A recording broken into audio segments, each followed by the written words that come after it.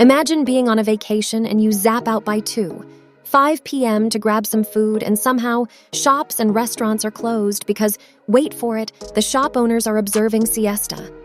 Yes, you heard that right. You might not believe it, but this fascinating tradition has been going on in Spain for ages.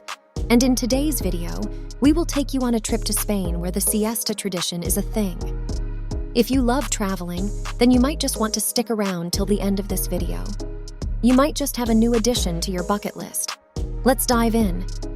It might sound really weird to you, but it's a long-standing practice in Spain, especially in the southern regions, where people take a break from their daily activities. It typically lasts from between 2 p.m. to 5 p.m., about 3 hours.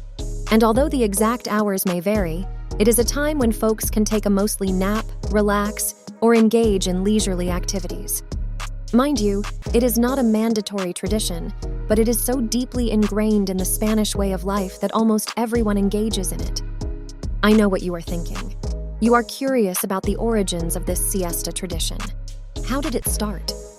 Somehow we don't have a definitive answer to that question, but there are some fascinating theories we know about. One of the most popular beliefs is that it began as a way for agricultural workers to escape the scorching heat during the hottest part of the day. In a country with a warm climate like Spain, taking a break when the sun is at its peak makes a lot of sense. Farmers used to go home, rest, have lunch with their families, and recharge their energy. Did you know that the word siesta itself originates from the Spanish phrase sexta hora, meaning the 6th hour, which referred to the break taken at 6 p.m.? Well, now you do. As time went on, the siesta became a cultural norm and has today extended beyond the agricultural sector. But why do they still practice siesta in Spain today, you might ask? Well, the main reason behind the siesta is to escape the intense midday heat, particularly during the summer months. It provides an opportunity to relax, enjoy a light lunch, and spend quality time with loved ones. I mean, who wouldn't want some rest from work? Although most people don't take an actual nap on a daily basis, they still appreciate this break from work or school. They might relax on their couches or engage in leisurely activities while cherishing the company of their families. It's a chance to momentarily disconnect and recharge their batteries. That's why you'll find many shops, offices, and restaurants closed for a few hours in the afternoon. And guess what? The siesta offers more than just a break from the heat.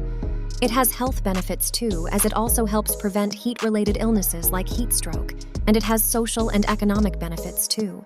Families often gather for a midday meal, strengthening their bonds and creating a sense of togetherness.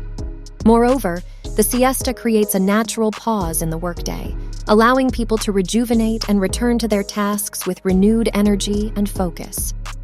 Now, let's have a peek into how the siesta influences everyday life in Spain. Trust me when I say it still affects various aspects of Spanish culture. For instance, during siesta time, many businesses and shops close, making it a bit challenging to find places to eat or shop. Due to this, it is very important to check their schedules beforehand when you are in Spain. However, on a positive note, parks and public spaces come alive during this period as people gather to socialize and enjoy the outdoors. If we bother to look past its practical implications, we discover that the siesta has also left its mark on Spanish culture in other ways. One very notable example is the later dinner time in Spain, typically after 9 p.m. This schedule is a direct result of the siesta tradition. Since people take a break in the afternoon, they tend to stay up later at night, enjoying a leisurely dinner with their loved ones. It's a beautiful opportunity for families and friends to come together, share a delicious meal, and engage in meaningful conversations. Interestingly, the siesta tradition isn't exclusive to Spain. Similar concepts can be found in other cultures around the world. In Latin America, Greece, Italy, and certain parts of Asia, people also take a break during the day, mostly influenced by the hot climate. And no, it's no sign of laziness. In fact, contrary to the misconception that those who take daytime naps are lazy, scientific evidence suggests the opposite.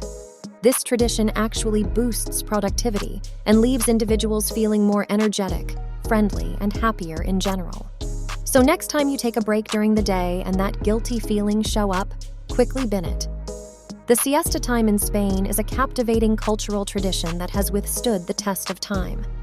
While its practical origins may be less relevant today, its significance as a period of rest, rejuvenation, and family time is still cherished by many.